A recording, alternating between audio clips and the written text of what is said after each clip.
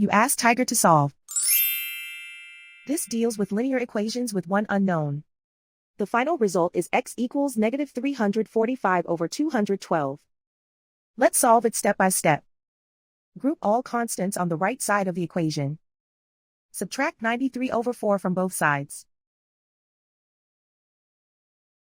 Combine the fractions. Combine the numerators. Reduce the zero numerator. Simplify the arithmetic.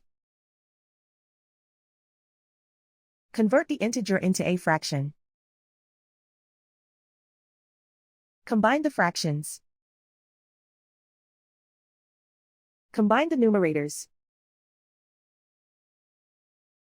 Isolate the x. Multiply both sides by inverse fraction 5 over 53. Group like terms. Multiply the coefficients. Simplify the fraction. Multiply the fractions. Simplify the arithmetic.